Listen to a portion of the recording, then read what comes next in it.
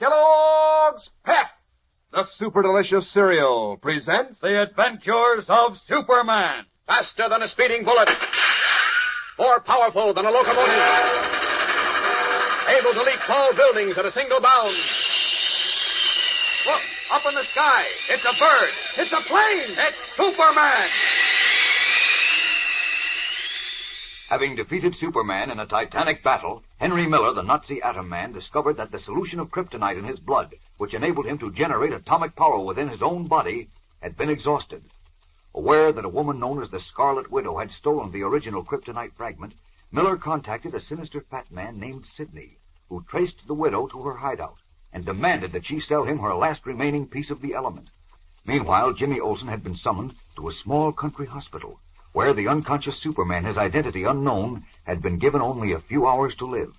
But when Jimmy was led into the room in the hope that he could identify the dying man, Superman had disappeared.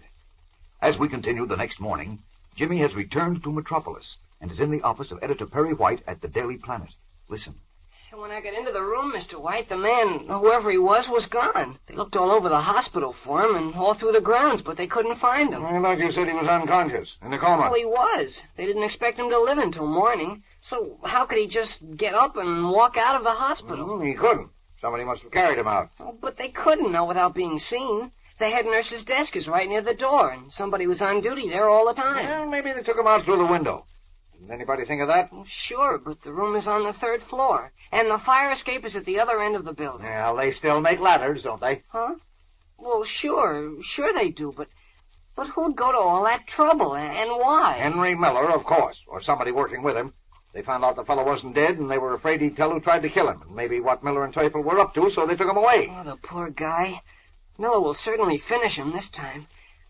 Gosh, when I think of those green sparks shooting out of his hand... Oh, stop with those green sparks. It was lightning you saw. Freak storm. No, it wasn't, Chief. I mean, Mr. White. Of course it was.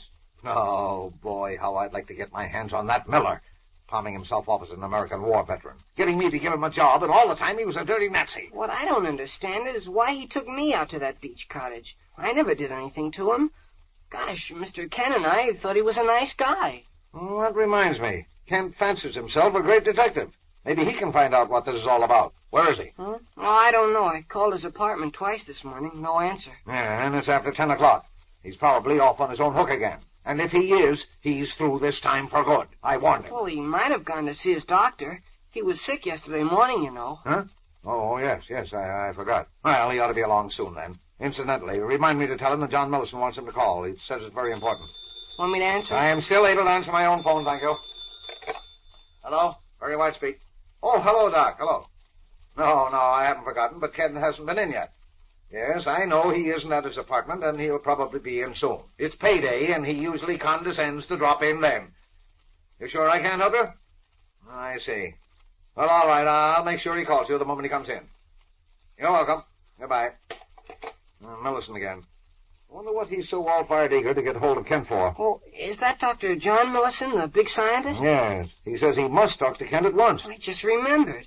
Mr. Kent sent me over to his laboratory with something a few weeks ago. Huh? With what? Oh, I don't know what it was. It seemed to be just a sliver of green metal, but burned when you held it in your hands. It was in a flower pot in the Scarlet Widow's apartment. I see. Now, of course, Kent wouldn't tell me about it. I'm only his editor. I'm not supposed to know what stories he's working on until he decides to take me into his confidence. I will... Oh, here's Mr. Kent now. Well, it's about time. What's that outfit you've got on, Kent? Well, what's the idea of the overalls, Mr. Kent? Well, why don't you answer? What are you standing there for? Come in. Yes, all right. Well, come on, explain yourself. Where have you been? And what in tarnation is the idea of dressing up in those dirty overalls? But, Kent, what's the matter? Grab him, Olsen. He's going to fall. I've got him. Here, sit down in this chair, Mr. Kent. Gosh, what's the matter? What happened? I don't know. Since... You don't know. Olsen, get him a glass of water. Okay. Never mind. Wait, there's water here in my thirst. What do you mean you don't know, Mr. Kent? Were you in an accident or something? Accident? Yes. No. Yes, Don't no. bother him yet. Don't bother him. Here, Kent, drink this. Oh. Thanks. Do you feel any better now? Yeah. I feel strange. Strange? Well, how do you mean? I'm weak. I'm tired. I've been walking. walking. Walking? Walking where? I don't know. Just walking. I couldn't get myself up in the air. Huh? Hey, he's out of his mind. We've got to find out what happened to him. Now, come on, Kent. Try to pull yourself together. What happened to you? Where did you get those overalls? From a farmer. Farmer? What farmer? I met him on the road. He gave me a ride. He was a nice man. I had on pajamas. He gave me these overalls. You were on a road somewhere in your pajamas? Good Godfrey. Why? I don't know. I can't remember anything after fight. What? Oh, so that's it. He was in a fight and somebody beat his brains out. He ought to know better. He can't fight. Wait a minute. Couldn't have been in a fight. There isn't a mark on him. Oh, that's right. Gosh, what is wrong with him, Chief? He's having a nervous breakdown, that's what. Lois was right. Superman should have left him in that rest home. Yes, Superman. What about Superman? Had to come here and tell you. You have to tell us what? Atom Man. Atom Man? Yes, Miller. I must stop. Eh? Are you talking about Henry Miller? Yes, he's Atom Man. Box on his throat. Power. He's nutty as a squirrel. Olson, call up. I know what he means. He means Miller's the Atom Man. What? Now, look here, Olson. Don't you go crazy, too. That must be it. Those sparks shooting out of Miller's hands. And he was a Nazi, and he was with Teufel. And before Teufel escaped to Germany with the kryptonite, he said he was going to create an Atom Man to destroy Superman. Well, that was why Mr. Kent was so worried. Don't you remember? Yes, I remember all right. Kent wouldn't listen to me, and he worried himself into a nervous breakdown. An Atom Man destroying Superman. I've heard enough of that nonsense from Kent. Now, I don't want to hear any more of it from you. But I said stop it. Works out of his mind, and now you want to drive me batty, too. But he just said Henry Miller was the Atom Man. Does he act like he knows what he's talking about? He must have seen a headline about Miller being on that beach with Teufel, and so now he thinks that Miller is an Atom Man. I'm going to take him to my own doctor right now, and then maybe I'll take him to Florida. If he'd listened to me, he'd gone there last week. There's a box on his throat. Yes. Power. Sure. Now, come on, Kent. Up on your feet, boy. Now, you come with me, and I'll take care of you. All right. Answer the phone, Olson. And if it's for me, say I'm out. Don't know when I'll be back. Let Lois and Burroughs handle things. Okay. Mr. White's office. Jim Olson speaking. You come along, Kent. I'm here now, and you'll be all right. Oh, hello, Dr. Millison. Mr. Kent? Oh, no, he was in, but he just went out again. He's sick. But he couldn't call you, Dr. Millison. Do I know how to get in touch with Superman? Are you kidding? I mean, excuse me, of course I don't. Yes, I'll tell Mr. Kent as soon as I see him again. Okay, bye. Asking me if I can get in touch with Superman. Huh? Some people must think he works here or something. Replacing the phone, Jimmy Olsen looks anxiously after the dazed, staggering Clark Kent, who is being led away by Perry White. Why is Dr. Millison, the famous scientist who was unable to help Superman defend himself against the power of the kryptonite, now so eager to contact him? We'll return in a moment for the exciting climax of today's episode. But right now, here's a word from your announcer. You know, gang, that old phrase, as much fun as a barrel of monkeys, is kind of out of date. Nowadays, it's as much fun as a collection of comic buttons. Yes, sir, these new comic buttons that come in packages of Kellogg's Pep are a barrel of fun. There's a doggone smart looking in the first place, right on the beam. The full-color pictures of your funny sheet favorites stand out like anything against the clear white background. Then, there's the kick that you get out of adding another button to your collection and swapping any duplicates with your friends. Thanks to the grand old Kellogg Company, it's easy as 1, 2, 3 to collect all 18 different buttons. All you do is to ask Mom to get you a good supply of that super delicious whole wheat flake cereal, Kellogg's Pep. That's the only way you can get these nifty comic buttons. You don't send in any money, not even a box top.